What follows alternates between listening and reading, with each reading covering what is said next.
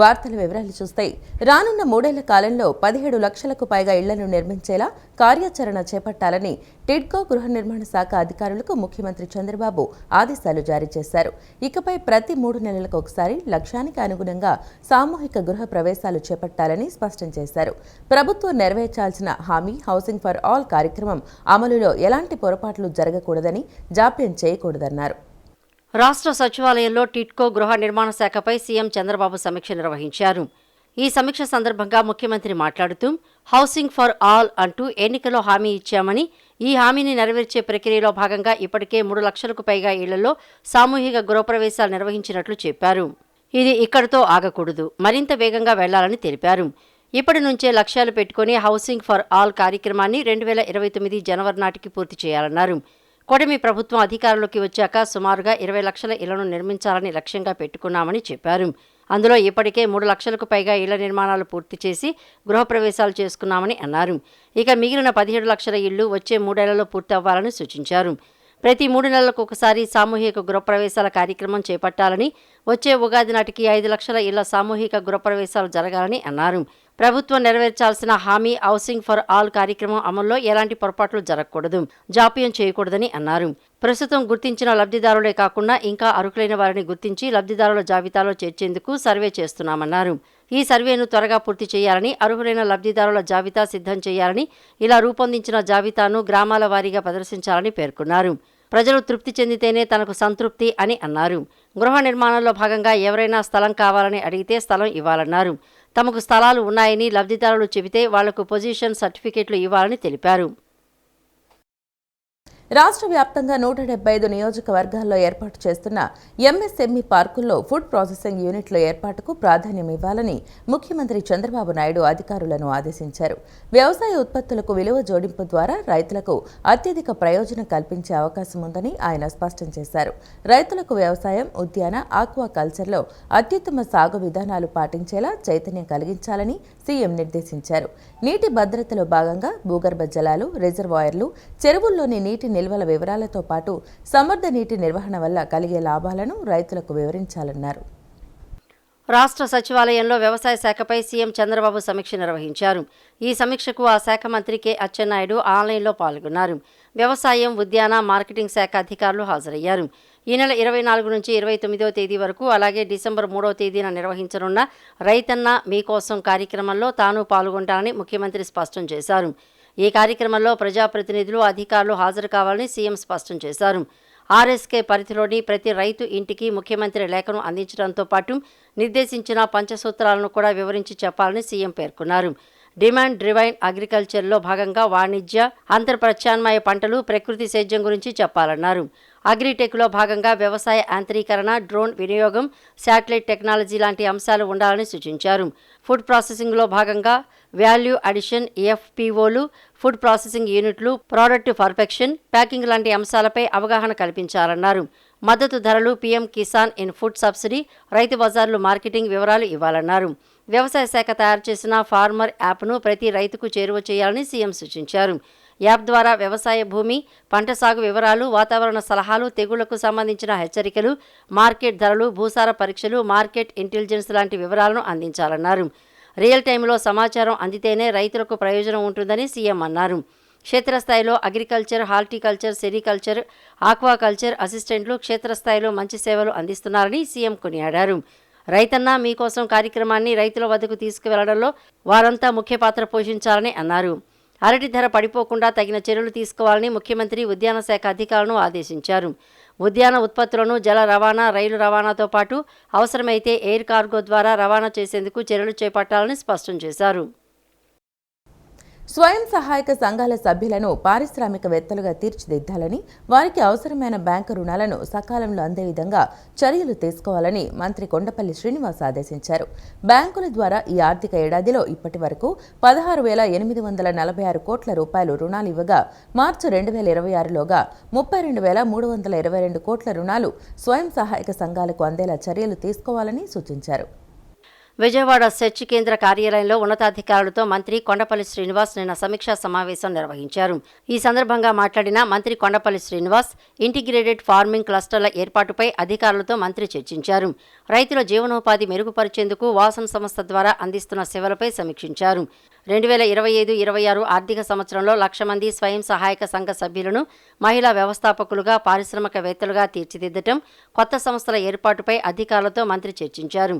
ఈ ఆర్థిక సంవత్సరంలో ఇప్పటి వరకు 588.08 కోట్లతో 39,371 మంది మహిళా స్వయం సహాయక సంఘ సభ్యులు వ్యాపార, సేవా, పారిశ్రామిక సంస్థలను ఏర్పాటు చేయగా మిగిలిన లక్ష్యాలను వచ్చే ఏడాది మార్చిలోగా సాధించాలని అధికారులకు మంత్రి కొండపల్లి శ్రీనివాస్ దిశానిర్దేశం చేశారు.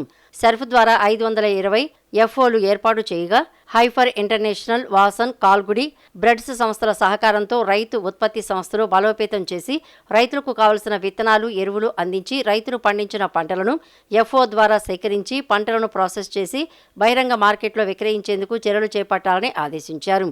ఈ ఆర్థిక ఏడాదిలో 175 కోట్ల సామాజిక పెట్టుబడి నిధి రుణాలను స్వయం సహాయక సంఘాల సభ్యుల జీవనోపాధి మెరుగుపరచుటకై మంజూరు చేయడం జరిగిందన్నారు.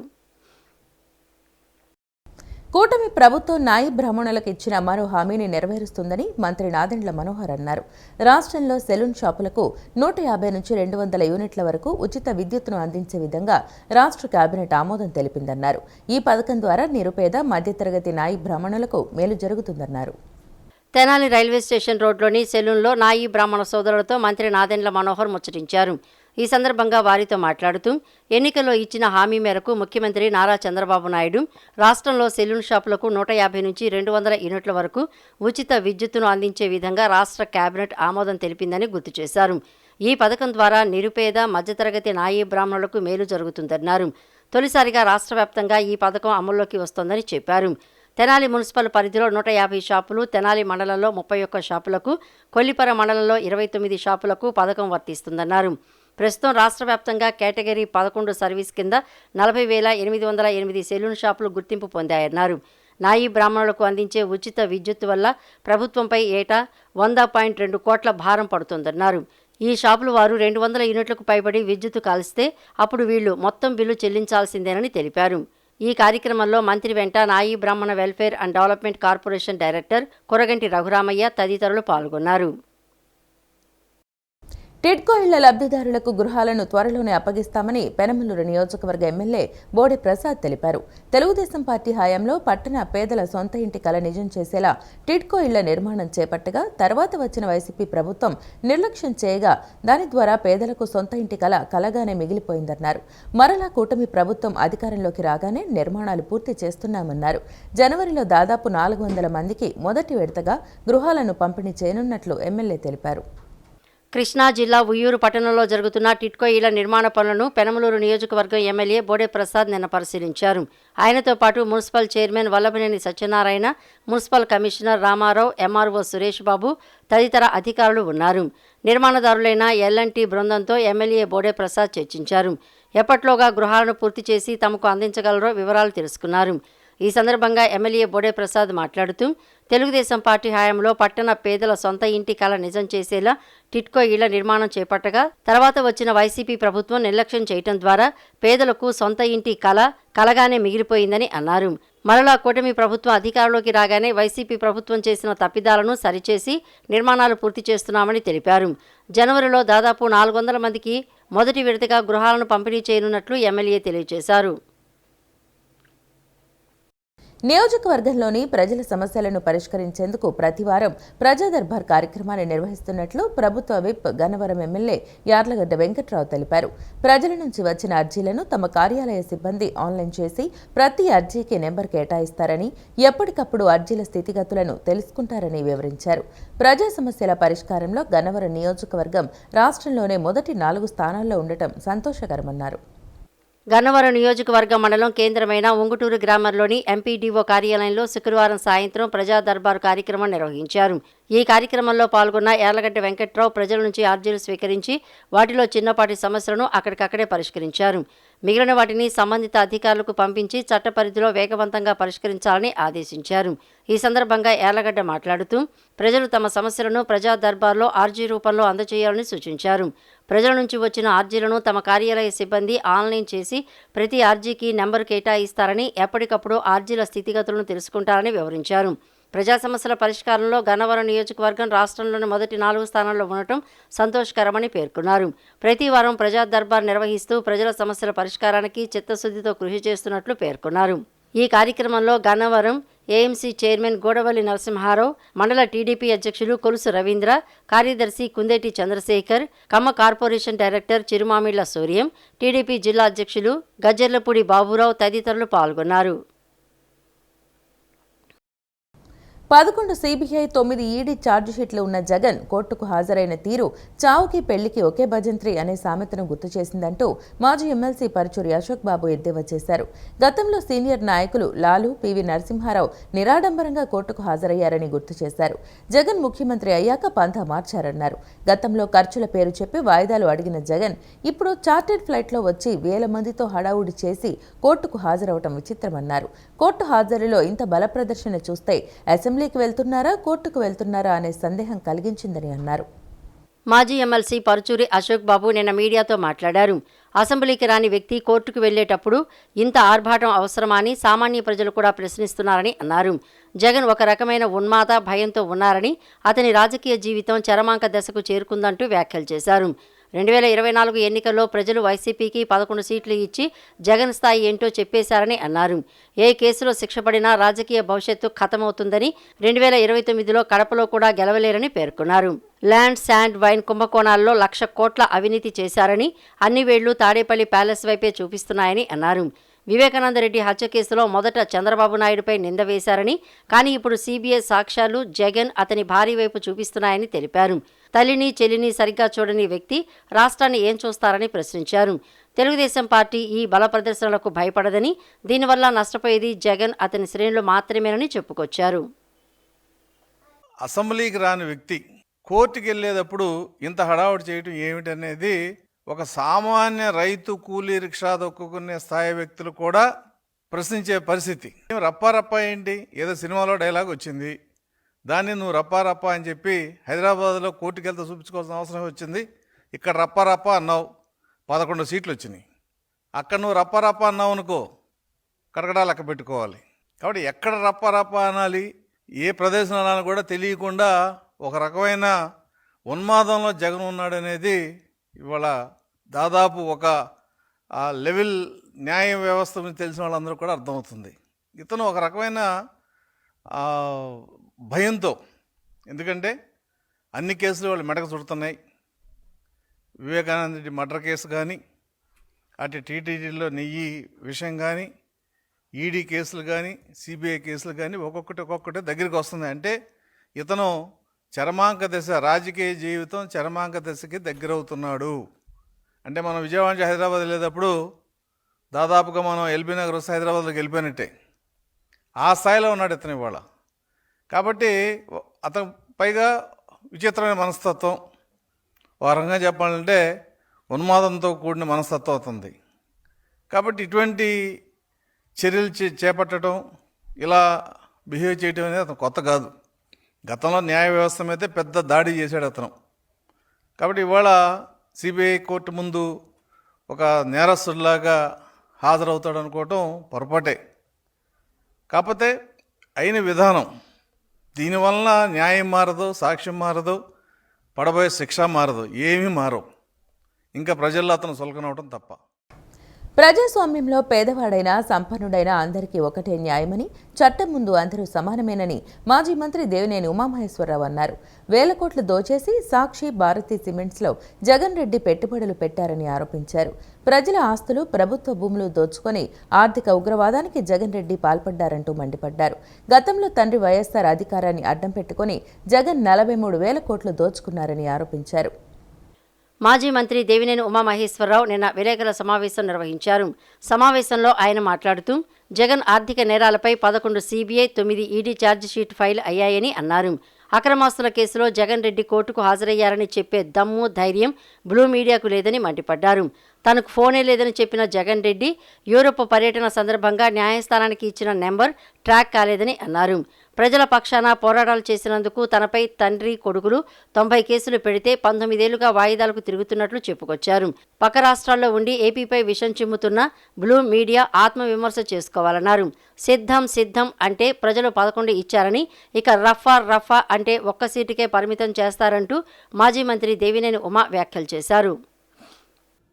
11 సిబిఐ, 9 ఈడీ ఛార్జ్షీట్లు ఫైల్ అయినాయి. దగ్గర ఆర్థిక నేరాలు సుప్రీంకోర్టు బెయిల్ ఇచ్చేటప్పుడు కూడా ఆర్థిక ఉగ్రవాదం అని కామెంట్ చేసిన సందర్భాలు కూడా మనం చూసాం. ఇది ఆర్థిక ఉగ్రవాదం, దోపిడీ, ప్రజల ఆస్తుల దోపిడీ అని భూములు కావచ్చు, కిట్ ఫ్రోక్లు కావచ్చు, సూట్ కేస్ కంపెనీలు కావచ్చు, చాలా స్పష్టంగా సుప్రీంకోర్టే ఆర్థిక ఉగ్రవాదంతో పోల్చింది జగన్మోహన్ రెడ్డి దోపిడీని. అటువంటిది 43,000 కోట్లుగా పైగా అవినీతి నిర్ధారించబడి గత 6 సంవత్సరాలుగా దగ్గర దాదాపుగా కోర్టు వాయిదాలకు వెళ్లకుండా సుమారు 400 పైగా వాయిదాలు, వందల సంఖ్యలో డిశ్చార్జ్ పిటిషన్లు, ఇవన్నీ కూడా చట్టంలో ఉన్న లొసుగులను అడ్డం పెట్టుకొని జగన్మోహన్ రెడ్డి కాలయాపన చేస్తూ విధి లేని పరిస్థితుల్లో, తప్పని పరిస్థితుల్లో సిబిఐ కోర్టు ఆదేశాల మేరకు యూరోప్ పర్యటనకి వెళ్ళినప్పుడు నువ్వు చేసిన ఘనకార్యం ఏంటంటే జగన్మోహన్ రెడ్డి, వైసీపీ నాయకులు, కార్యకర్తలు తెలుసుకోండి. సిబిఐ కోర్టుకి ఇచ్చిన ఫోను నాకు ఫోనే లేదని చెప్పాడు. టీవీ ఛానల్స్లో ఎన్నికల ముందు నేను ఫోనే లేదన్నాడు. సిబిఐ కోర్టుకి యూరోప్ పర్యటనకి వెళ్ళినప్పుడు ఇచ్చిన ఫోన్ నెంబరు సిబిఐ పరిధిలోకి రాలా, సిబిఐకి ట్రాక్ అవ్వాల. దాని మీద సిబిఐ న్యాయస్థానం తలుపులు తట్టింది. దాని మీద కోర్టు నిన్ను వాయిదాకు రమ్మంది, చెప్పుకునేది ఏమనంటే చెప్పుకోమంది. విజయవాడ పర్యటనకు వచ్చిన బీఎస్ఎన్ఎల్ సంస్థ సీఎండీ ఏ రాబర్ట్ జెరార్డ్ రవి నిన్న రాష్ట్రంలోని వివిధ అధికారులతో సర్కిల్ కార్యాలయంలో సమీక్ష నిర్వహించారు. స్వదేశీ 4G ప్రారంభమైన తర్వాత రాష్ట్రంలో చేపట్టాల్సిన వివిధ విధి విధానాల గురించి వివరించారు. రాష్ట్రంలో సరికొత్త టవర్స్ను ప్రారంభించిన దరిమిల ఆకర్షణీయమైన టారిఫ్తో వినియోగదారులకు మరింత మెరుగైన సేవలు అందించాలని సూచించారు. బీఎస్ఎన్ఎల్ వద్ద ఉన్న నాణ్యమైన స్పెక్ట్రమ్తో పాటుగా ఫైబర్ వంటి వనరులు ఉన్నందున ఆయా సేవలను వినియోగించుకునే సంబంధిత కార్పొరేట్ సంస్థలను కలిసి వారికి టెలికాం సేవలు అందించడంతో సేవల యొక్క నాణ్యతను మరింత పెంచాలన్నారు. బీఎస్ఎన్ఎల్లో సరికొత్త సర్వీస్ అయిన వాయిస్ ఓవర్ వైఫై సేవలను లాంఛనంగా ప్రారంభించారు. ఈ సేవలతో బీఎస్ఎన్ఎల్ వినియోగదారులు ఏదైనా ప్రదేశంలో టవర్ నెట్వర్క్ లేనప్పటికీ అక్కడ ఉన్న వైఫై జోన్ ద్వారా వాయిస్ సేవలు పొందవచ్చునని తెలిపారు.